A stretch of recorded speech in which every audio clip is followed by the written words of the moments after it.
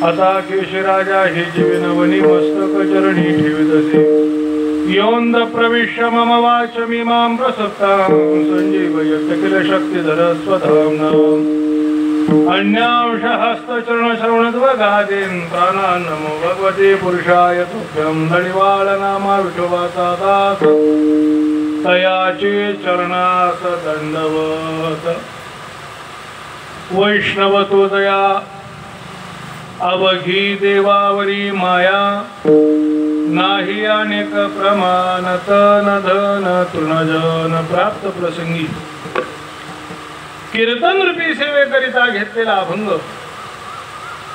देहू निवासी जगद्गुरु जगतवंद्य श्री तुकोबाराय यांचा हा असून या अभंगातून तुकोबाराय तुम्हा सामान्य जनांना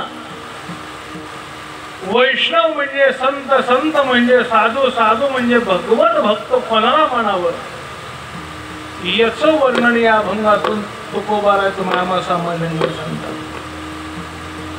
काय बोलतात तुकोबाराय तत्पूर्वी थोडासा परिहार देणं तो म्हणजे असा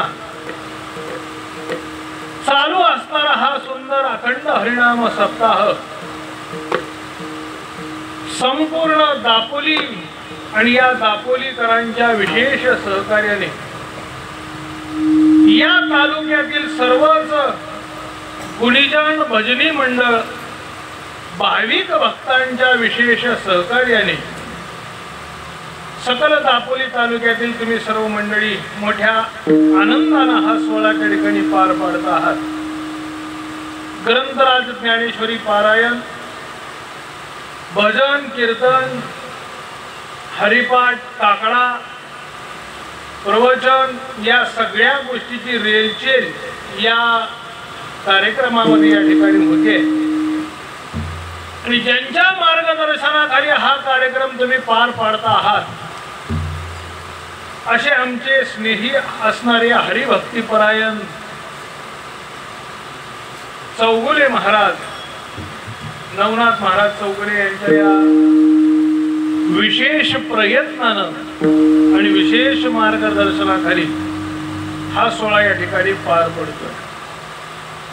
मागे 2 वर्षापूर्वी असाच सोहळा चौगुले महाराजांनी तुम्हा सर्वांच्या सहकार्याने आयोजित केला होता आणि त्याच्यानंतर आज या वर्षी पुन्हा तो सोहळा मोठ्या आनंदामध्ये चांगल्या पद्धतीने साजरा होतोय.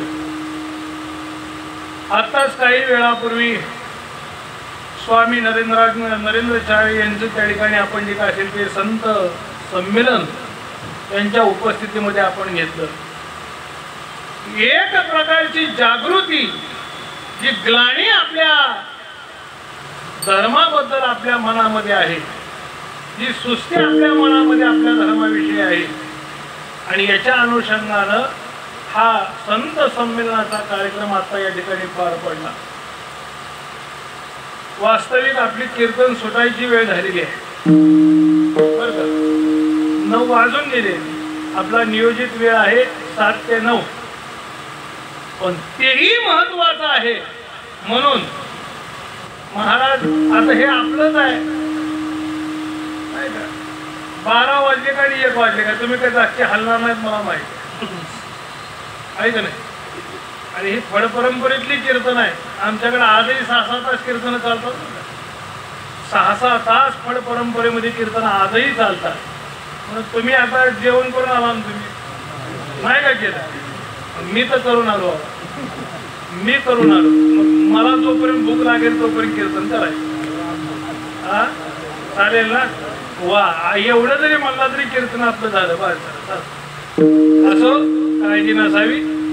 अगदी 1 तास 1.25 तास आपला नियम पार पाडूया. कारण महत्वाचा कार्यक्रम त्या ठिकाणी संत संमेलन ही महत्वाचं आहे बरं का. यालाही काही कमीपणा नाही, पण त्या ठिकाणी पार पडल्यामुळे विलंब झाला. असो, भगवंताच्या चरणी अशीच प्रार्थना करायची की मोठा योगायोग आपल्याला या ठिकाणी पाहायला मिळतोय.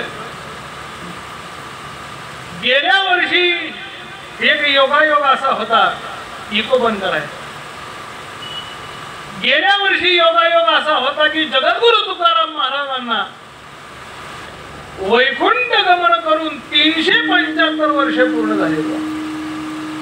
आणि या वर्षीचा योगायोग असा आहे, श्री संत नामदेवराय, नामदेवरायांच्या घरातील 12 माणसं आणि श्री संत जनाबाई महाराज या 14 जणांनी एकाच वेळा समाधी घेतली.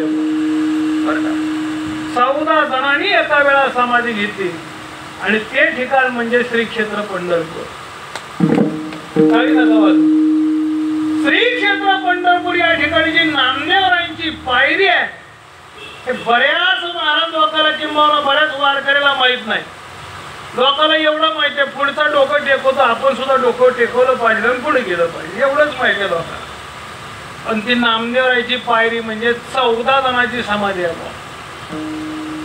घरामध्ये एकूण 14 माणसं नामदेवाच्या घरामध्ये ते जनाबाई 15 माणसाचा त्या ठिकाणी महाराज कुटुंबाचा त्या ठिकाणी विचार सांगितलेला आहे.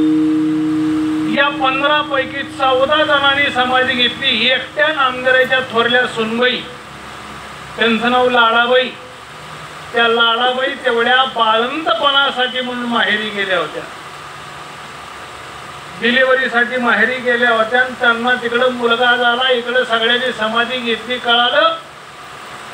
आणि मग मात्र त्या नुकत्याच जन्माला आलेल्या मुलाला घेतलं आणि पंढरीला आले, पांडुरंगाच्या पुढे त्यांना ठेवलं आणि सांगितलं, देवा यांच्यामुळे माझी समाधी राहिली, मला सुद्धा समाधी घ्यायची आहे आणि मला समाधी द्या.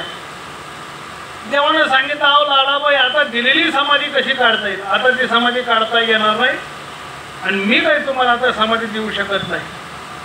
लाडाबाईने सांगितलं, समाधी काढता येईल न येईल हा विषय तेव्हा तुमचा आहे, पण आता दिसो नये जना आणि ऐसे करणार आहे ना, बस मला आता राहायचं नाही, मला समाधी पाहिजे. देवाने सांगितलं, समाधी तर काढता येणार नाही, पण माझ्या हृदयामध्ये तुम्हाला घेतो, माझ्या हृदयामध्ये तुम्हाला घेतो. सांगितलं, हरकत नाही, हृदयामध्ये तर हृदयामध्ये जागा द्या. लहान असणाऱ्या त्या मुलाकडे पाहिलं, त्यांचं नाव मुकुंद महाराज. मुकुंद महाराजाकडे लाडाबाईंनी पाहिलं, आईचं अंतःकरण आहे. देवानं सांगितलं, अहो यांची काळजी करायचं कारण नाही, यांचा तर सांभाळ करतोच, पण यांच्या पुढे येणारा जो यांचा वंश असेल त्या वंशाला सुद्धा सांभाळण्याची जबाबदारी माझी. देवानं त्या काळात वचन दिलं, पोषीन तुमची वंशावळी, करीन तळा हात सावली. माझा तळा हात तुमच्या वंशावर मी ठेवेल आणि त्यांचा सांभाळ करण्याची जबाबदारी मी घेईन. देवानं त्या दिवशी दिलेलं वचन महाराज अजूनही देव वचनाला बदललेला नाही. त्यापासून माझी 17वी पिढी आहे, आमची चिरंजीव 18वी. 18 पिढ्या आम्ही नामदेवाची सेवा करतो आहोत. चौगुले महाराजांना माहिती आहे, आम्हाला शेती नाही, आम्हाला व्यापार नाही, आम्हाला उद्योग नाही, आमच्यात कुणी नोकरीला नाही, नाही का, आमच्यात काही नाही, फक्त एकच, ह्याची आम्हा करणे काम आणि बीज वाढवावे नाम. काही कमी नाही. माझ्याकडे बघून वाटते का मला काही कमी असेल? काही कमी नाही. भगवंतानी त्याचं दिलेलं वचन देव आजही पाळतो. मी हा इतिहास का सांगतो तुम्हाला, या 14 जणांना समाधी घेऊन 675 वर्षे पूर्ण होत आहे. आता येणारा जो समाधी उत्सव आहे, आषाढ वद्य त्रयोदशी हा नामदेवांचा समाधी उत्सव आहे. कॅलेंडर मध्ये पंचांगामध्ये 22 जुलैला छापलेला आहे, पण वारकरी संप्रदायाच्या नियमानुसार शिरापतीचं भजन झाल्याशिवाय कोणताच समाधी सोहळा होत नाही. ज्ञानोबारायच्या समाधी सोहळ्यात अशीच पंचायत येते, द्वादशीला छापलं जातं, पण शिरापत झाल्याशिवाय संप्रदायामध्ये कालाही नसतो आणि समाधी सोहळाही साजरा करता येत नाही. ज्यांनी द्वादशीला समाधी घेतली त्यांचं ठीक आहे, पण ज्यांनी त्रयोदशीला समाधी घेतली त्यांना द्वादशीची शिरापत घेतल्याशिवाय समाधीचा त्या ठिकाणी सोहळा साजरा होणार नाही.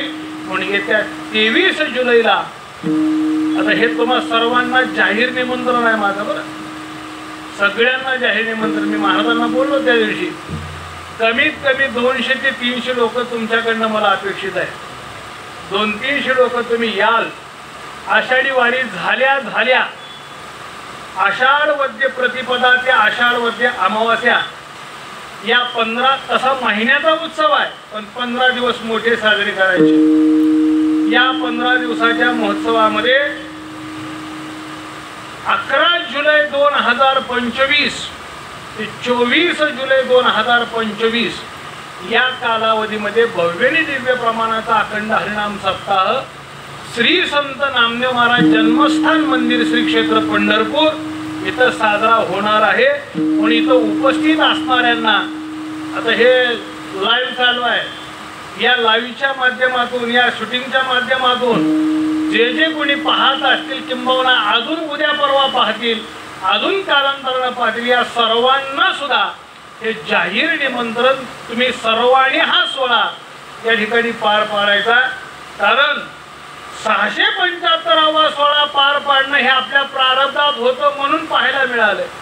आता 700 होतील, त्याला 25 वर्ष जायचे, तोपर्यंत आपलं काय होईल योगदान. पण आलेला योग आहे, तो योग सोडू नका. म्हणून सर्वांना त्या ठिकाणी हे जाहीर निमंत्रण काही दिवसांना पत्रिका पोस्ट करेन, पत्रिका तुमच्यापर्यंत येतील. पण पत्रिका मिळो अगर न मिळो, पण सर्वांनी या सोहळ्यासाठी उपस्थित राहा. म्हणून तुम्हाला हे निमंत्रण सुरुवातीला देतो आणि भगवंताच्या या सेवेला सुरुवात करतो. वैष्णवतो दया अवघी देवावरी माया, नाही अनेक प्रमाण तन धन तृणजन. जगद्गुरु तुकोबारा या अभंगातून तुम्हा सामान्य जनांना वैष्णव म्हणजे संतांची ओळख या अभंगातून करून देतात. या संतांची ओळख जगद्गुरु तुकोबारांनी करून दिली, पण या संतांची ओळख असणं आपल्याला का गरजेचं आहे? काय या संतांची ओळख आपल्याला असावी? तर या संतांची ओळख असणं म्हणजे मानवी जीवनाचा उद्धार होणं, एवढंच त्याच्यामध्ये त्या ठिकाणी तथ्य आहे.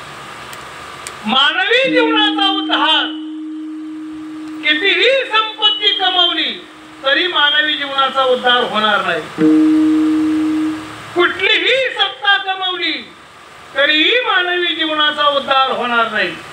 मानवी जीवनाचा उद्धार जो होतो तो केवळ संतांच्या कृपेने होतो. मानवी जीवनामध्ये सगळ्यात श्रेष्ठ जर काय असेल तर मानवी जीवनामध्ये सगळ्यात श्रेष्ठ हा संतांचा संघ आहे. का संतांचा संघ असावा? कारण तुमच्या आमच्यासाठी म्हणून या मृत्यू लोकामध्ये, या पृथ्वी तलावर निरपेक्ष अशा पद्धतीचा आपल्या हिताची तळमळ करणारा वर्ग कोणाचा असेल तर तो संतांचा आहे. संत महात्मे आपल्यासाठी इथं आले, संत दुसऱ्यासाठी इथं आले नाहीत, किंबहुना त्यांना येण्याचं दुसरं कोणतं कारणही नाही. संत महात्मे इथं आले ते केवळ तुमच्या आमच्यासाठी. संत महात्मे या पृथ्वी तलावर आले ते कोणतं कार्य हातामध्ये घेऊन आले तर महाराज सांगतात जगाचं कल्याण करणं हेच कार्य हातामध्ये घेऊन आले. जगाच्या कल्याणात संतांच्या विभूती, देह कष्टविधी, परोपकारे किंवा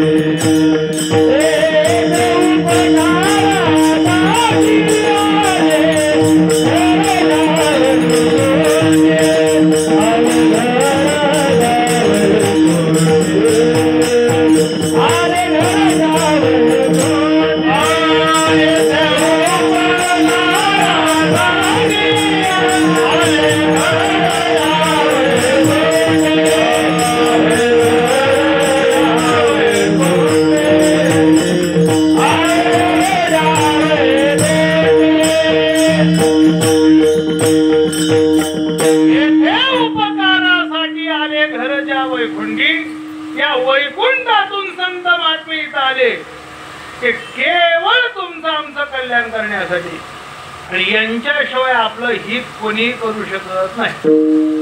महाराज म्हणतात अरे या संतांचे एवढे उपकार आपल्यावर आहेत. संत जर या ठिकाणी महाराज आलेच नसते तर तुम्हा सामान्यांचा उद्धार होणं शक्यच नव्हतं. शक्य नव्हतं. आपलं हित फक्त संतच करतात. तुकोबाने सांगितलं का तेच माझे हित करती सकळ. तेच हित करतात. बाकी कोणी हित करू शकत नाही. बाकी सगळे हित करणारे या जगामध्ये बरेच आपल्याला त्या ठिकाणी वाटतात. आपला परिवार हित करणारा वाटतो. महाराज म्हणतात आपला परिवार सुद्धा आपलं हित करू शकत नाही. याच्या पुढे जाऊन सांगू का? नामदेवरायच्या भाषेत सांगायचं झालं तर नामदेवराय परिवारातल्या लोकांना चोर म्हणतात. चोर हे आपलं हित जाणू शकत नाही. या परिवारातल्या लोकांना नामदेवांनी चोर म्हणलं. चोर का चोर म्हणलं? पण हे परिवारातले लोक इतके स्वार्थी आहेत. यांच्या स्वार्थासाठी ही लोक आपल्याला परमार्थापासून चोरतात आणि संसारात लावतात. म्हणून हे चोर आहेत म्हणतात. नामदेवाचं प्रमाण आहे. लावणिया मोह संसारी गोविती अंतकाळी होती पाठी मोरे ऐशिया चोराचा कैसा हा भरवसा. महाराज वर्णन करतात. हे तुकोबाराई सुद्धा वर्णन केलं आहे. ऐशिया चोराचा कैसा भरवसा. किंवा नामदेवाचे प्रमाण आहे. देह आहे तो वरी करारे धावणी शरण चक्र पाणी रिकावेगी लटिके इष्ट मित्र बंधू आणि सखे जाणावे पारिखे अवघे चोर. हे चोर आहेत म्हणतात. चोर ही लोक काय करतात? मोह लावतात. संसाराचा मोह. कसा? प्रामाणिकपणे सांगा. त्याकरता 2-3 वर्षाचा मुलगा आहे. 2-4 वर्षाच्या मुलं काय करते सांगा? काही कळत नाही. पण त्यावेळेस पासून संसाराचा मोह लावायचा. बाळा अरे पिंटू करायची का मामाची पोरगी? आहे का नाही असं? आहे का नाही असं? म्हणजे लहानपणापासून संसाराचा मोह लावायचा आणि या संसारामध्ये गुंतवून टाकायचं आणि परमार्थापासून लांब ठेवायचं. महाराज म्हणतात ते आपलं हित करू शकत नाहीत. हित करणारा वर्ग या जगामध्ये कोणाचा असेल तर तो संतांचा. संतच आपलं हित करतात. मग अशा या संतांचं हित त्या ठिकाणी मनुष्य जीवनामध्ये संत हित करतात. मग अशा संतांची ओळख असणं आपल्याला गरजेचं आहे. का गरजेचं आहे? आणि सध्याचा काळ हा इतका भयानक आहे. वा सध्या या काळामध्ये डुप्लिकेटचा जमाना जास्त आहे का नाही? कोणतीही वस्तू असू द्या बाजारामध्ये जी मागणी वाढली की त्याचं डुप्लिकेट झालं म्हणून समजा. त्याला परमार्थ सुद्धा काही त्याला मागं नाही. बुवा परमार्थ सुद्धा मध्ये डुप्लिकेट परमार्थ मध्ये काही कमी आहेत का सांगा. पहा तुम्ही आषाढीला जे वारी पुरताच माळ घालतात का नाही ते सगळ्यात पुढे असतात. का का तर पुढे राहिलं तरच बिस्किट पुढे मिळतात. मागं कवा मिळायची बिस्किट. वारी पुरता माळ घालणारे वारी झाली त्याचा आणि माळेचा संबंध संपला. हे डुप्लिकेट परमार्थ करणारे. तसं या जगामध्ये संतांचा विचार जर केला तर खरे संत या खऱ्या संतांची ओळख समाजाला राहिली नाही. लोक डुप्लिकेट संतांच्या मागे जास्त लागले. डुप्लिकेट संतांच्या मागे लागले. मी 3 प्रकारचे संत सांगत असतो महाराज. पहिला संताचा प्रकार आहे लोकमान्य संत. दुसरा संताचा प्रकार आहे देवमान्य संत. आणि तिसरा संताचा प्रकार आहे संत मान्य संत. लोकमान्य संत कोणाला म्हणतात? जे संत देवाला मान्य नाहीत, जे संत संतांना मान्य नाहीत पण तुम्हाला मान्य त्याला लोकमान्य संत म्हणतात. हे संत कसे असतात? जे लोकमान्य असतात का नाही त्यातले 99.99% संत हे भोंदू असतात. हे पोटाची खळगी भरण्यासाठी संताचा वेश धारण करतात आणि जगाला लुबाडण्याचं काम करतात. आणि त्यांच्या वरच्या अंगाला वरच्या वेशाला आपण बोलतो आणि वरच्या वेशाला भुलून त्याला आपण संत म्हणतो. महाराज एक म्हणजे बरीचशी प्रमाण आपल्याला पाहायला मिळतात. पोट भरावया घेऊन या सोंग घरोघरी बोंब उपदेशाचे किंवा अंतरी विषयाचे लागले पैपीसे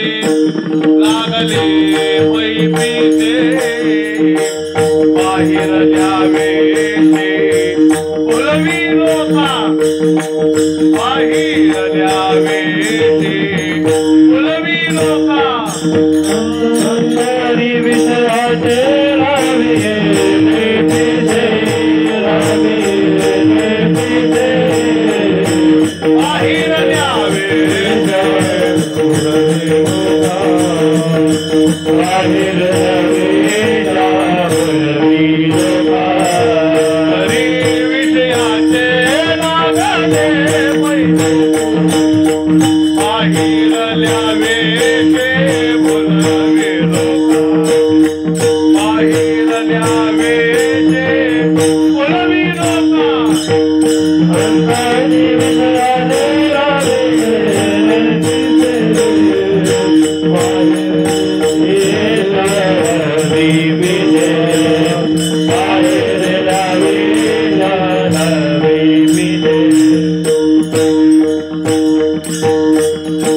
अंतरी विषयाचे लागले पैपीसे बाहेर द्यावेसे बोलवी लोक बाहेरचा वेश पाहतात. लोक दाढी वाढलेले जटा वाढलेले चांगले पांढरे शुभ्र नाही तर भगवे कपडे परिधान केलेले मोठ्या माळा घातलेल्या चांगला मोठा ठसठशीत गंध लावला. लोकांना वाटतं कुठला एवढा मोठा महात्मा आपल्या गावात आला. लोक त्या ठिकाणी त्याला संत संत संत संत संत संत म्हणून मागे लागतात. वास्तविक त्याचा तो अधिकार नाही पण तुम्ही आम्ही त्याला संतपणावर बसवलं. महाराज म्हणतात हे भोंदू आहे. ऐसे कैसे झाले भोंदू कर्म करुणी म्हणती साधू अंगाला उन्या राग डोळे झाकून करती पाप. हे काय करतात? केवळ जगाला लुबाडतात. दुसरं काही यांना काम नाही. कसं? एक उदाहरण सांगतो म्हणजे तुमच्या लक्षात येईल. लोकांना बोलवण्यासाठी वाटेल ते करतात. हे काही करतात आणि काही सांगतात. कसं? एक छोटस गावांच्या छोट्याशा गावामध्ये पुराण चाललं होतं. पुराण रोज एक महिला पुराण ऐकायला यायची. त्या महिलेला असं वाटलं पुराणिक बुवांनी आपल्या घरी जेवायला यावं. आमंत्रण दिलं. महाराज माझ्या घरी जेवायला यावं म्हणजे ना. दुसऱ्या दिवशी जेवायला यायचं ठरलं. बुवा सगळी जेवणाची तयारी झाली. त्या घर मालकाला आणि महाराजांना दोघांना जेवणाची ताटं तयार केली. ताटं वाढून तयार झाली. महाराज आले. महाराज ताटावर बसले. घर मालक ताटावर बसले.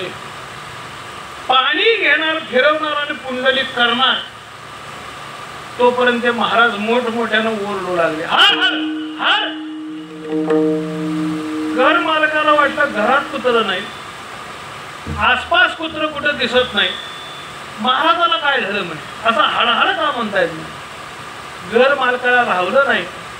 घर मालकाला विचारलं, का हो महाराज, हे हळहळ म्हणाला काय झालं, कुत्र तर कुठे दिसत नाही, घरात कुत्र नाही, काय प्रकार काय. त्यांनी सांगितलं, पंढरपूरच्या गल्लीत 2 कुत्री भांडायला लागले. आता पंढरपूर आणि त्याच्यामध्ये 300 किलोमीटरचं अंतर, आणि यानं काय सांगितलं, पंढरपुरात 2 कुत्री भांडू लागले आणि मला ते इथून दिसतायत आणि त्यांना मी हाकलतो. तिची काही महिला होती जेवायला बोलत, तिला वाटलं काय महात्मा आहे, इथं बसून पंढरपुरातली कुत्री दिसतात, एवढं सामर्थ्य आहे, माझं भाग्य होतं याला आलं, असे मोठे साधू महाराज माझ्या घरी जेवायला आले. मालकीने, त्या घर मालकीनेला आनंद झाला, पण घर मालकाला ती काही गोष्ट पटली नाही. त्याला वाटलं निश्चित याच्यात काहीतरी गौरव बंगाल, हे असं होणं शक्य नाही, असं कुठं होईल का म्हणे, 300 किलोमीटर पंढरपूर, तिकडची कुत्री इथं दिसतील का म्हणे. त्याला काही ते पटलं नाही. त्यानं विचार केला की या महाराजाचा हा खोटेपणा बाहेर काढायचा, पण काढायचा कसा, काय करावं, काय करावं हा विचार करत असताना युक्ती शोधली आणि त्यांनी सांगितलं, महाराज आज जसं माझ्या घरी तुम्ही जेवायला आलात तसं उद्याही माझ्या घरी जेवायला या. ठीक आहे म्हणे, हरकत नाही, कर येतो म्हणे. दुसऱ्या दिवशी जेवणाची तयारी चालू झाली, बुवा स्वयंपाक तयार झाला आणि स्वयंपाक होत असताना या मालकाने तिच्या पत्नीला सांगितलं, अगं आज जेवणात एक पदार्थ जास्त करायचा, ती म्हणजे भजी करायची. भजी करायची, चांगली भजी करायची आणि ताटामध्ये आम्हाला वाढायची. मालकाने सांगितल्याप्रमाणे हिनेही चांगली सुंदर अशा पद्धतीची भजी केली, ताटं तयार केली आणि ताटं तयार करून ती महिला, ती घर मालकीन ताटं घेऊन येत असताना हा मालक आत गेला आणि सांगितलं, थांब म्हणे, ते ताटं माझ्याकडे दे, मी घेऊन जाईन बाहेर. तिने मालकाकडे ताटं, मालकानं घरातून स्वयंपाकघरातून जेवणाच्या हॉलमध्ये येईल तोपर्यंत जे करायचं होतं ते केलं आणि दोन्ही ताटं त्या ठिकाणी त्या हॉलमध्ये आणून ठेवली. एका ताटावर महाराज, दुसऱ्या ताटावर घर मालक बसलेले आहेत. महाराजांनी पाणी घेतलं, पाणी फिरवणार तोपर्यंत सहज लक्ष गेलं कोणाचं, महाराजाचं. कशावर, त्या घर मालकाच्या ताटावर. त्याच्यात भजी दिसत होती, भजी, आणि महाराजांनी स्वतःच ताट पाहिलं, त्याच्यात काही भजी त्यांना दिसेना. रागानं लाल झाले. बुवा त्या घर मालकीला बोलून घेतलं, मावशी अहो मला आदरानं जेवायला तुम्ही बोलला, हा पंक्ती प्रपंच का, हा पंक्ती प्रपंच, हा चांगला नाही, हा भेद आहे. मावशीने विचारलं, झालं काय ते तरी सांगा. त्याने सांगितलं, पहा तुमच्या मालकाच्या ताटात पहा भजी आहेत आणि माझ्या ताटात भजी वाढली नाहीत म्हणे. हा प्रपंच चांगला नाही, हे पाप आहे, हा भेद नसावा. हे ज्यावेळेस त्या घर मालकानं ऐकलं, घर मालक पोटला आणि त्या महाराजाच्या कानाखाली दिली. मूर्खा, काल याच जागेवर जेवायला बसला होता, या जागेवरून तुला पंढरपुरातली कुत्री भांडताना दिसली, आज पोळीच्या खाली भजीला पुढे दिसली नाहीत का म्हणे. कळलं मला काय सांगायचं. पोळीच्या खाली भजी ठेवली होती का, याचा खोटारडेपणा बाहेर काढावा म्हणून. हे असे हे बोंधू लोक, या बोंधू लोकांच्या जर आम्ही नादी लागलो तर महाराज म्हणतात आपला उद्धार होणं शक्य नाही. म्हणून पहिला वर्ग लोकमान्य संत, दुसरा वर्ग देवमान्य संत, की जे संत देवाला मान्य आहे, पण ते संत जर संतांना मान्य नसतील तर ते सुद्धा खरे संत होऊ शकत नाही. तुकोबरा देवाला स्पष्ट सांगतात, देवा ज्याला तू संत म्हणतो त्यांना आम्ही संत म्हणावं असं होणार नाही. तू संत म्हण, आम्ही त्यांना संत म्हणणार नाही. करसी ते देवा करी माझे सुखे, परी मी त्यानं मुखे मनोसंत, मी त्यांना संत म्हणणार नाही. ते देव मान्य संत आहेत, देवाला मान्य पण संताला मान्य होत नाहीत. नामदेवाचं चरित्र वाचायला नामदेवरायला वयाच्या 12व्या दिवशी देवाची प्राप्ती झालेली आहे. वयाच्या 12व्या दिवशी नामदेवराबरोबर देव जेवले, नामदेवराबरोबर दूध पिलं, नामदेवराबरोबर देव राहतात. पण ज्यावेळेस संत सभा भरली की ज्या संत सभेमध्ये निवृत्तीनाथ, ज्ञानोबाराय, सोपानदेव, मुक्ताबाई, गोरोबा काका आदी संत उपस्थित होते, त्या संत सभेमध्ये निवृत्तीनाथाने सांगावं, काका, काका म्हणजे गोरोबा काका, काका आमच्यापेक्षा वयानं ज्येष्ठ तुम्ही आहात, ज्ञानवृत्त, तपोवृत्त, वयोवृत्त अशा पद्धतीचे तुम्ही आहात.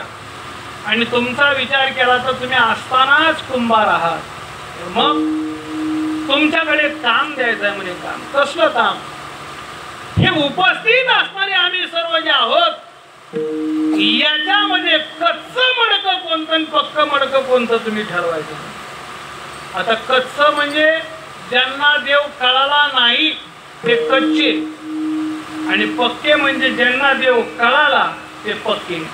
नीट शब्द ऐका बरं का. देव मिळाला म्हणत नाही मी, देव कळणं गरजेचं आहे. देव मिळणं गरजेचं नाही, देव कळणं गरजेचं आहे. ठीक आहे, म्हणजे हरकत नाही. काकाने आपली परीक्षेसाठी पूर्वीचा काळ कुंभाराकडे धुपाटणं असं, तुमच्याकडे काय म्हणतात त्याला, धुपाटणं, थापटणं नाही का, ते थापटणं घेतलं आणि निवृत्तीनाथांच्या जवळ आले, मस्तकाला लावलं. पक्काय म्हणे हे. ज्ञानोबाराय पक्के, सोपानदेव पक्के, मुक्ताबाई पक्क्या. नामदेवराला तोपर्यंत मजा वाटली बुवा. पण ज्यावेळेस ते दुपाटणं नामदेवराच्या मस्तकाला लावलं आणि सांगितलं, अरे अरे अरे अरे अरे म्हणे, एवढ्या सगळ्यामध्ये एवढं मडकं कच्चं आहे. नामदेवराला सहन झालं नाही. नामदेवराय तिथनं उठले आणि रागानं निघून गेले आणि पंढरीरायाच्या समोर येतात आणि नामदेवराय देवाला परिहार देतात. देवा, अरे त्या संतांना वेळ लागलाय, मी कच्चा म्हणतात. देवा, माझ्याबरोबर तू राहतोस, खातोस, पितोस आणि मी कच्चा कसा काय? आता देवाला माहित होतं नामदेवराय कच्चेच आहे, पण नामदेवरायचा स्वभाव खूप करारी हट्टी होता. देवाला वाटलं आता नामदेवराय सांगावं कसं. देव चतुर. देवानं सांगितलं, नामदेवराया कोण म्हणतं म्हणे तुम्ही कच्चे आहेत? नामदेवराय कोण म्हणतं तुम्ही कच्चे आहेत? अहो ते संत म्हणतात मी कच्चे आहेत. नामदेवराय तुम्ही कच्चे अजिबात नाही, पण पक्के व्हायचे आहेत म्हणे. म्हणजे काय झालं? एकच ना, असं खाल्लं काय आणि असं खाल्लं काय, एकच. नामदेवराय म्हणजे पक्के व्हायचे म्हणजे, अहो तुम्ही अजून पक्के परिपूर्ण नाही. नामदेवराय थोडे शांत झाले. कशाहून म्हणता देवा म्हणे तुम्ही मी कच्चा आहे? अहो माझे ज्ञान तुम्हाला आहे का? मी सर्वत्र आहे, तुम्हाला कळतं का? नामदेवराय म्हणजे परीक्षा घ्या. नामदेवरायची परीक्षा घेतली बुवा. पहिल्यांदा नामदेवरायला पाठवलं. नामदेवराय सावता महाराज दोघाला बसवलं बुवा. देवाला सांगितलं मी येतो, मला ओळखायचं. ठीक आहे म्हणे, हरकत नाही. सावता महाराज नामदेवराय जाऊन बसलेले. तास झाला, 2 तास झाले, 3 तास झाले, देव काही येईना.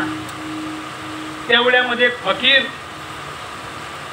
हातामध्ये कटोरा घेतलेला आहे, अंगावर मळकटलेले फाटलेले कपडे, दाढी वाढलेली आहे, एका खांद्यावर एक गाठोडा आहे, दुसऱ्या हातामध्ये एक कुत्री बांधलेली आहे.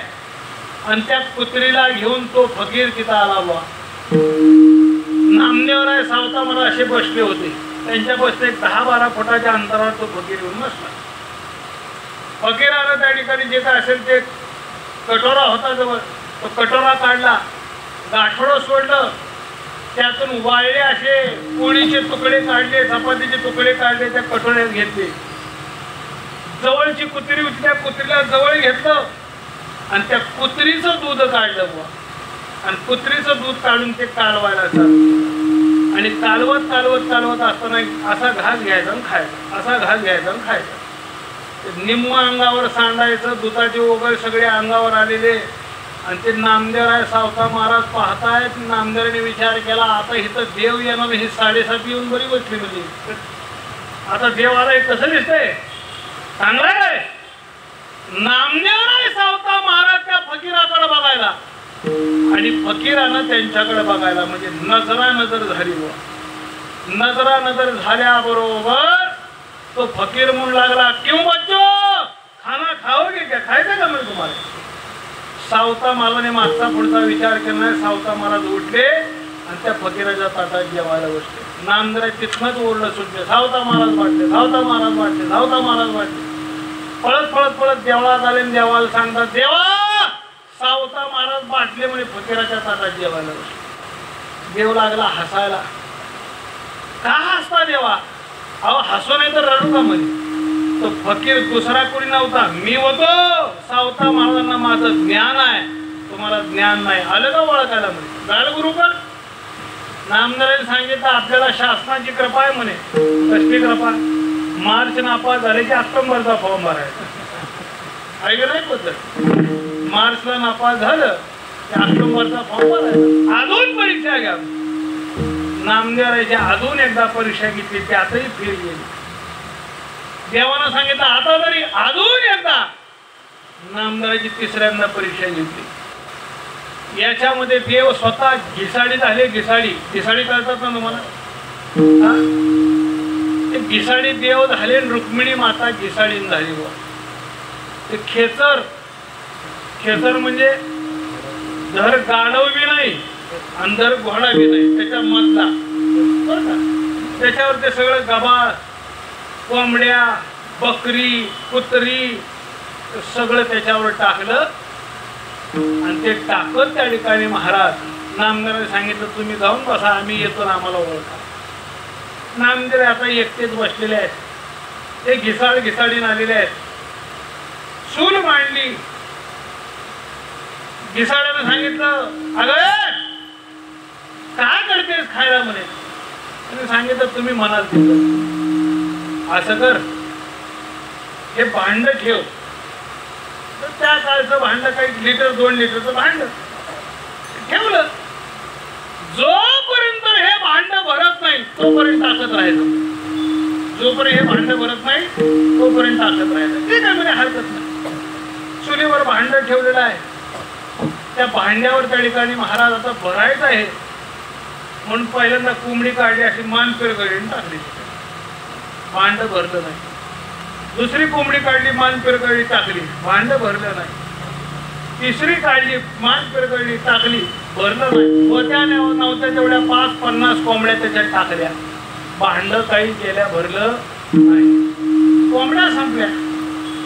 बकरी होती ती बकरी उचलली आणि त्याच्यात एक एक एक एक एक एक एक एक करून टाकली. सगळी बकरी टाकली तरी भांड भरलं नाही.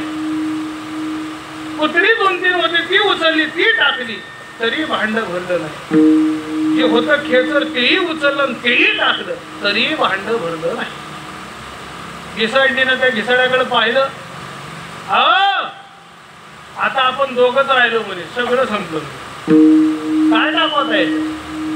नामदेव असे बसले होते. पोरग दिसते का म्हणे, आण उचलून टाकायच्या.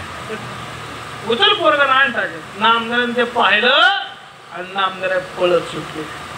देवाला सांगतात देवा आज तुझा भक्त जीव वाचून आलेला आहे. थोडा वेळ तिथं थांबलो असतो तर राहिलोच नसतो. देवानं सांगितलं महाराज तो घिसाडी दुसरा नव्हता, मीच होतो. घिसाडी रुक्मिणी माता होती. करता का गुरु. मग औंढ्या नागनाथाचा पत्ता दिला. औंढ्या नागनाथाला विसोबा खेचर नावाची त्या ठिकाणी असणारी महात्मी यांच्याकडे पाठवलं. नामदेव त्यांच्याकडे आले. पाहता तर हे विसोबा खेचर महादेवाच्या पिंडीवर पाय ठेवून झोपले होते. शक्तिहीन वयोवृद्ध होते. महादेवाच्या पिंडीवर पाय ठेवून झोपलेले आहेत. यांनी विचार केला नामदेवांनी देवानं सांगितलं यांना गुरु करून घ्या. यांना देवच कळत नाही म्हणजे देवावर पाय ठेवून झोपले. यांना कसं गुरु करावं. नामदेव घरामध्ये आले. ओ बाबा देवावर पाय ठेवून झोपला. करा पाय. विसोबा बाबांनी सांगितलं, बाबा माझं वय झालेलं आहे, माझ्यात शक्ती नाही, असं कर जिथं देव नाही अशा ठिकाणी माझे पाय ठेव. आता ओळख कशाची करून द्यायची होती? सर्वत्र हा परमात्माच आहे, तो सर्वत्र भरलेला आहे, हीच ओळख करून द्यायची होती. जिथं देव नाही तिथं पाय ठेव म्हणल्यानंतर महाराज वर्णन करतात, नामदेवांचे पाय उचलले ठेवणार, आपोआप महादेवाची पिंड तयार झाली. परत उचलले ठेवणार, आपोआप महादेवाची पिंड तयार झाली. असं 5-6 वेळा घडल्यानंतर नामदेवाच्या लक्षात आलं, यांनी महादेवावर पाय ठेवलेला नाही तर देवालाच यांच्या पायाची अपेक्षा आहे. दर्शन घेतलं, गुरुपदेश घेतला, सेवा झाली गुरुजी, आणि महागारी पंढरीला निघत असताना देवाला वाटलं खरं आता माझी ओळख यांना झाली का पाहावं. पण सकाळच्या वेळेला नामदेव एका तळ्याच्या काठ्याला बसले होते. स्नान झालं, स्वयंपाक झाला, आता नैवेद्य दाखवायचा, जेवण करायचं, पुढं चालायचं. म्हणून रोट्या म्हणजे चपात्या पोळ्या तयार केल्या होत्या. तेवढ्यामध्ये भलं मोठं कुत्रा आलं आणि त्या कुत्र्याने त्या रोट्या घेतल्या आणि पळू लागलं. नामदेव तुपाची वाटी हातामध्ये घेताय आणि त्या कुत्र्याच्या मागं पळताय, देवा थांब, देवा थांब, देवा थांब. अरे नुसत्या कोरड्या रोट्या खाऊ नको, त्याला तूप लाव, नाही तर तुझं पोट दुखेल. देवा थांब. देव थांबला. कुत्र्याच्या रूपातनं देव प्रगट झाला आणि विचारलं, नामदेवराया माग 3 वेळा तुमची परीक्षा घेतली पण तुम्हाला ओळखायला आलो नाही, आता कसं ओळखायला आलो सांगा. मग नामदेव पर्याय देतात, नामा म्हणे खेचर पायी ओळखी झाली सर्व ठाई. माझ्या गुरुचा मला त्या ठिकाणी अनुग्रह झाला आणि मला देवा तुमचं त्या ठिकाणी ज्ञान झालं. मी काय सांगितलं ऐका. नामदेवरायच्या बरोबर देव जेवले पण संतांच्या सभेमध्ये नामदेवराय पक्के ठरले का कच्चे? म्हणजे देवाला मान्य ठरले पण संताला मान्य ठरले नाही. तर याला देव मान्य संत म्हणतात. आणि राहिला तिसरा वर्ग, जे संत मान्य संत, तेच संत या जगाचं कल्याण करू शकतात, इतरत्र कुणीही जगाचं कल्याण करू शकत नाही. मग हे जे खरे संत आहेत, या संतांची ओळख असणं आपल्याला गरजेचं आहे. का? कारण या संतांचा वेळ धारण करणाऱ्याच्या जर आम्ही नादी लागलो तर आपला उद्धार हा होणार नाही. महाराज अशा खऱ्या संतांची ओळख आम्हाला असावी, याच्यासाठी त्यांची काही लक्षणं आम्हाला सांगता का? तुकोबाराय म्हणतात, खरे संत ओळखायचे कसे? अभंगाच्या प्रथम चरणात वैष्णव तो दया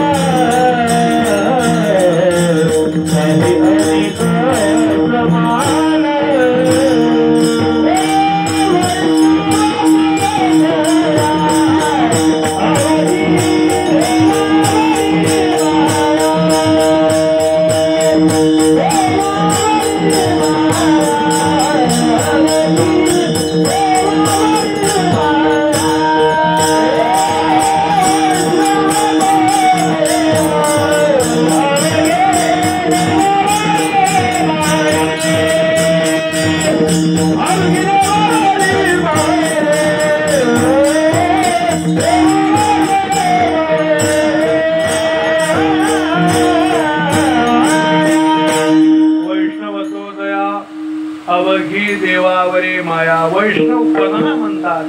महाराज वैष्णवाची व्याख्या सांगतात. वैष्णव, आता थोडासा वैष्णव शब्दाचा अर्थ करायला, तर वैष्णव कोणाला म्हणतात?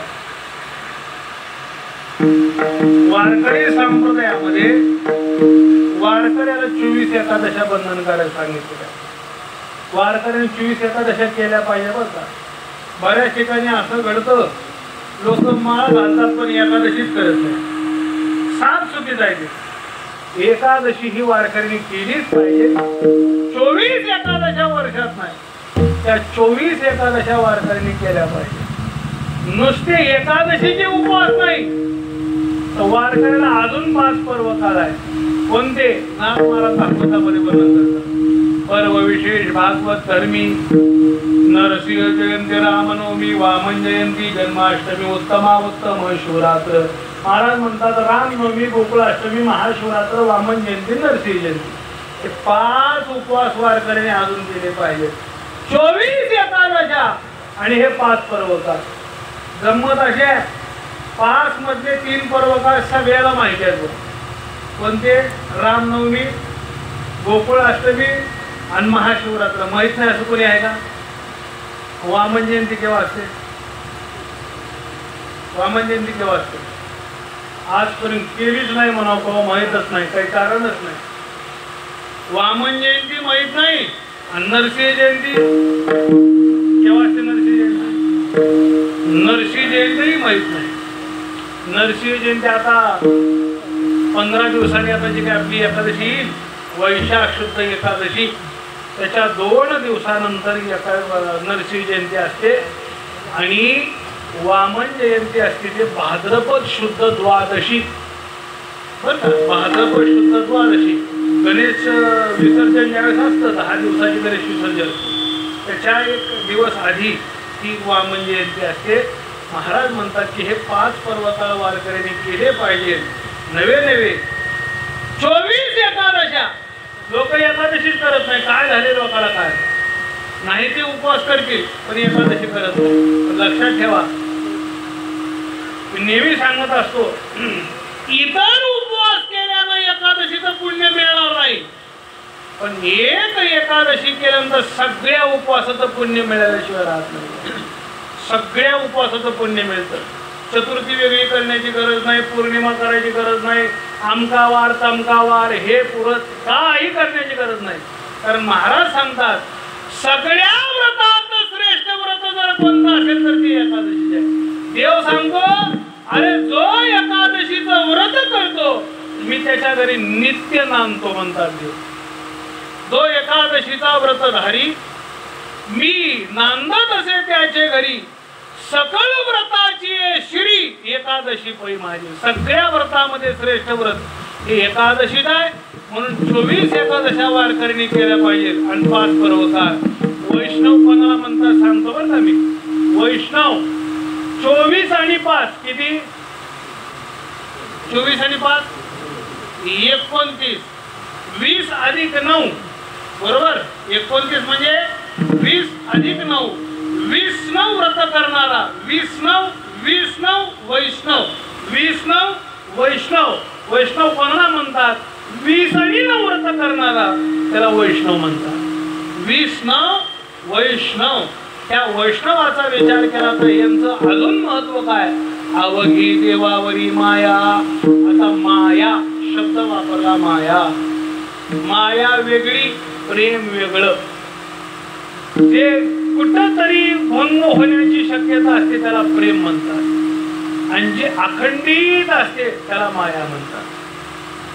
प्रेम नवरा बायकोचं प्रेम, भावा भावाचं प्रेम, गावा गावाचं प्रेम, गावा गावाचं प्रेम. अजून थोडं बोलूच का? बुवा बुवा 500 कमी द्या ना पाकिटात, बघा काय होतं. महाराज म्हणतात हे प्रेमच ना. माया फक्त 2 ठिकाणी. आईची लेकरावर माया आणि देवाची भक्तावर किंवा भक्ताची देवावर माया. बाकी सगळं प्रेम आहे बुवा. ते प्रेम काही खरं नसतं बुवा. केव्हा भंग पावायचं सांगता येत नाही. प्रेम केव्हा तुटून जाईल सांगता येत नाही. नेहमी गमतीनं सांगत असतो मी. काय झालं, एकाचं नवीन लग्न झालं आणि नवीन लग्न झाल्यानंतर ऑफिसला हा वेळेवर जायचा आणि ऑफिस सुटले की माघारी लगेच घरी यायचा. मित्रांनी विचार केला का रे म्हणे लग्न होण्याच्या आधी 1 तास आधी यायचा. आपल्याबरोबर चहा पाणी गप्पा गोष्टी करायचा आणि ऑफिस सुटल्यानंतर सुद्धा 1 तास गप्पा गोष्टी चहा पाणी करून जायचा. आता थांबत का नाही? सगळ्या मित्रांनी विचारलं, का रे बाबा म्हणे आता तू वेळ का देत नाही आम्हाला, का थांबत नाही? त्यांनी सांगितलं त्याचं कारण आहे म्हणे. काय? माझी बायको ही माझ्यावर खूप प्रेम करते. तर मग मी का घरातून बाहेर पडलो की मी घरी जाईपर्यंत पाण्याचा थेंब सुद्धा पित नाही म्हणे. काय सांगतो म्हणे? हो. त्यांनी सांगितलं हे सगळं खोटं आहे म्हणे, तू अजिबात विश्वास ठेवू नको या गोष्टीवर. ते सांगितलं मला बाकीच्याच माहित नाही पण माझी बायको आहे म्हणे. परीक्षा कर म्हणे. परीक्षा ठरलं मग. एके दिवशी परीक्षा घ्यायचं ठरलं. सकाळी आपलं ते ब्रीफकेस घेतली, ऑफिसची तयारी चालू झाली. ब्रीफकेसवरून बाहेर पडणार तोपर्यंत घराच्या मागच्या दरवाज्याचा कडी उघडून ठेवली आणि पुढच्या दरवाज्यातनं बाहेर पडला. पुढच्या दरवाज्यातनं बाहेर पडला. पत्नीनं इकडे कडी लावस्तोवर हा मागच्या दरवाज्यातनं घरात आला. मागच्या दरवाजाला कडी लावली आणि दुसऱ्या मजल्यावर जाऊन बसला. पत्नीनं विचार केला आता पती गेलेले आहेत, आता 5 वाजेपर्यंत मी एकटीच, आता पहिल्यांदा काहीतरी पोटाची व्यवस्था केली पाहिजे म्हणून कडी लावल्या जी पाणी न पिणारी पत्नी पहिल्यांदा स्वयंपाकघरात गेली. चांगला बासमती तांदूळ काढला, 1/2 किलो लोण्याचा काय 1/2 किलो भात शिजवला. त्या 1/2 किलो भातावर लोणकडी तूप टाकलं आणि पिठी साखर टाकली बुवा त्याच्यावर. बघा एकदा खाऊन कसं लागतं. 1/2 किलोच्या 1/2 किलो भात एकटीनं खाऊन टाकला. कोणती बायको? जी थेंबर पाणी पित नाही असं नवऱ्याला सांगते ती बायको. चांगला 1/2 किलो भात खाल्ला. ते वर्ण पाहतोय हा काय चाललंय खाली. सगळं पुरावे नष्ट केले. खाल्लेले पुरावे संपवावे लागते ना. ते सगळं स्वच्छ करून जिकडे तिकडे ठेवलं. आता 1/2 किलो भात खाल्ल्यानंतर कीर्तन गोड लागतं काय, झोप लागते बुवा. आणि मग झोपायला गेली. चांगला 2-2.5 तास आराम केला. झोपेतनं उठली, दरवाजा उघडला, दरवाजात बसली. पेढेवाला चालला होता. पेढेवाला 100 रुपये पावशेर पेढे, 100 रुपये पावशेर पेढे. पेढेवाल्याला बोलून येत नाही की 100 रुपये पावशेर पेढे दे. पेढे एकटीनं खाल्ले बुवा. पेढे खाऊन बसत नाही तोपर्यंत ऊसवाला चालला होता. 20 रुपयाला 2 ऊस, 20 रुपयाला 2 ऊस. 20 रुपये दिले, 2 ऊस खाल्ले. हे वर्ण पाहतोय हा. मजा वाटत असेल की नाही? हा पाहिलं यानं, हा वर्ण पाहतोय. रागानं लाल झाला होता. पत्नीनं घड्याळाकडे पाहिलं. मालक येण्याची वेळ झालेली आहे, मिस्टर येण्याची वेळ झाली, आता सगळं व्यवस्थित करून ठेवावं. सगळं घर वगैरे व्यवस्थित आवरत असताना हा हळूच मागच्या दरवाजाला बाहेर पडला आणि पुढच्या दरवाजाला आत आला. आता आनंद वाटला असेल की नाही? रागानं लाल झाला होता. ती बॅग कोपऱ्यात फेकून दिली. घरात सोफ्यावर बसला. पत्नीला असं वाटलं ऑफिस मध्ये साहेबच काहीतरी बोलले असावे म्हणून खवळले. तिला काय माहिती हा वर्ण पाहतोय.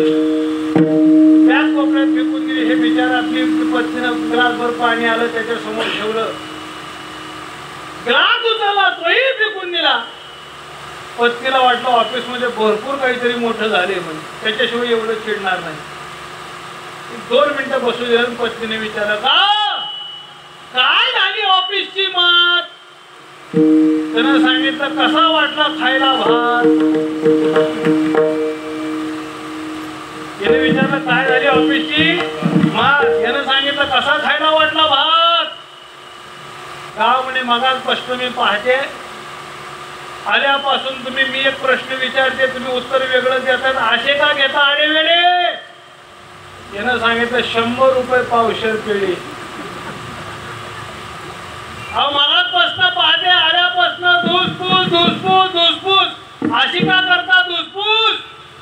यानं सांगितलं 20 रुपयाला 2 ऊस. बायको म्हणली हे तुम्हाला कसं कळलं? तो म्हणला मला सोडून तुला कसं गिळलं ते सांग पहिल्यांदा. मी काय सांगितलं तुम्हाला? याला प्रेम म्हणतात. पण माया ती अखंडित असते. माया देवाची भक्तावर माया आणि आईची लेकरावर माया. कशी माया असते एवढं छोटासा दृष्टांत सांगतो आणि सेवा त्या ठिकाणी महाराज भगवंताच्या चरणी समर्पित करण्याचा प्रयत्न करतो. माया नीट ऐका बरं का. माया दोन बहिणी, पुराणामधली कथा आहे. दोन बहिणी, एकीचं नाव सबुरी आणि एकीचं नाव निगुरी. सबुरी म्हणजे जिनं गुरुचा उपदेश घेतला ती सबुरी, आणि जिनं गुरुचा उपदेश घेतला नाही ती निगुरी. दोघी लहानपणापासून एकत्रित. सबुरी चांगल्या वृत्तीची होती आणि निगुरी जरा वाईट विचाराच्या, वाईट वृत्तीची होती. आणि मग मात्र दोघीचे लग्न झालं आणि दोघीचे लग्न होऊन दोघी चांगल्या घरामध्ये गेल्या. सगळं काही मुबलक. पण एक दुःखाची बाब या निगुरीकडे होती.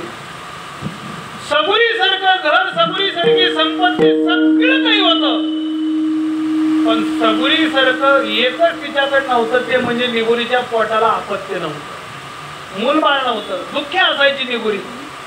निगुरीला असं वाटायचं आपल्या बहिणीला 4 मुलं आहे आणि आपल्याला एकही मुलगा नाही. कसं होईल आपलं, कसं होईल आपलं. अनेक औषधं, अनेक काय असेल तंत्र मंत्र अमुक सगळं केलं, पण मुलगा व्हायचा काही चिन्ह दिसेना. काय करावं, काय करावं. तिने विचार केला आपल्या बहिणीला 4 मुलं आहेत, त्या 4 पैकी एक जरी आपल्याला मिळालं तरी आपलं आयुष्य चांगलं जाईल.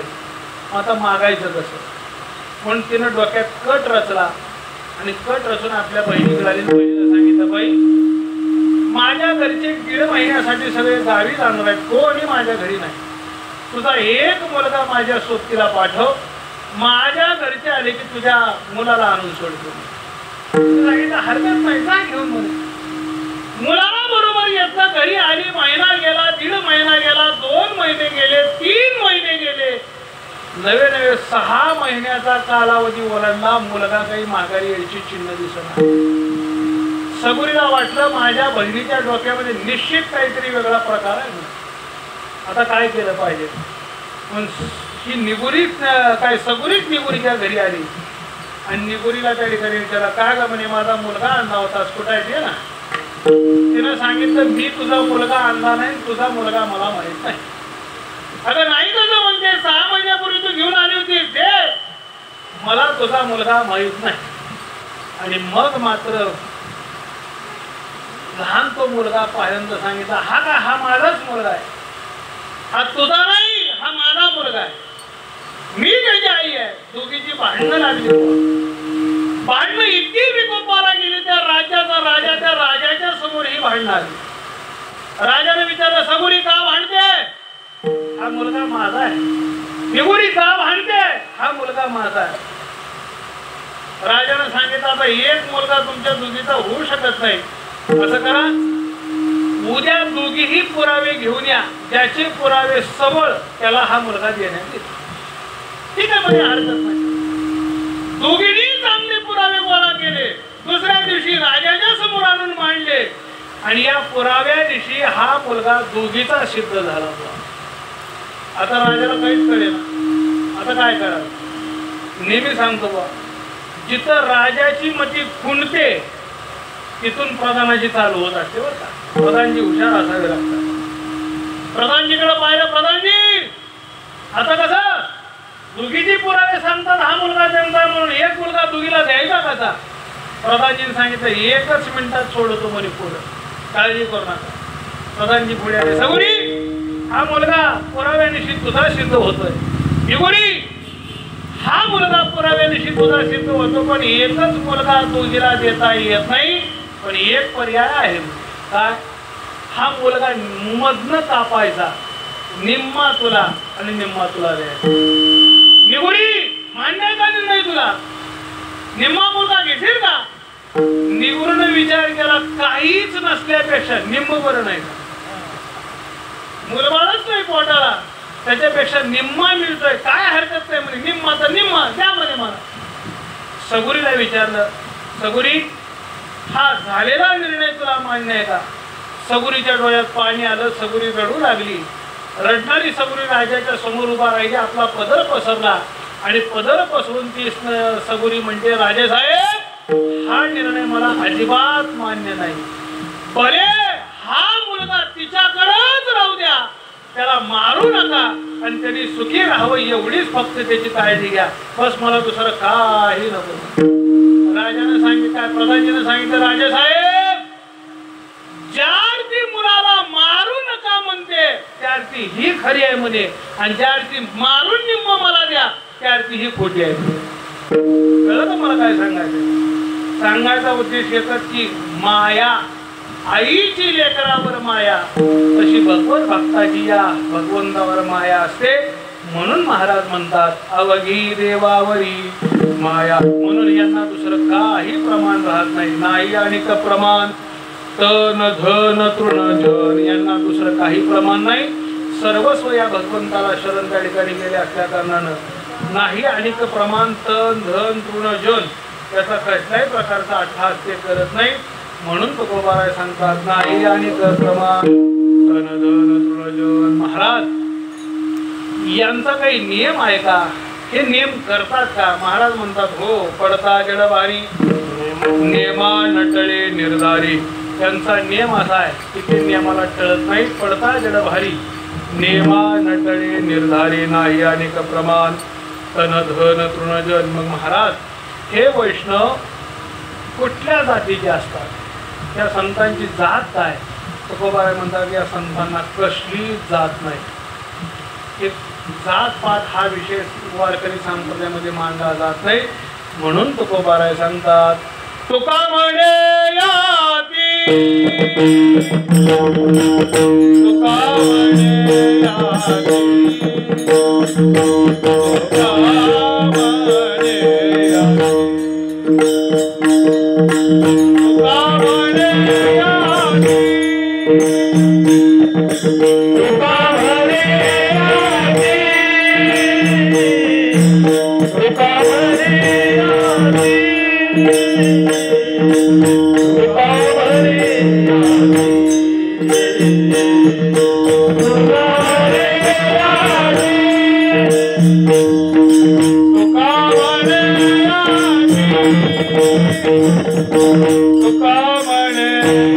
याती,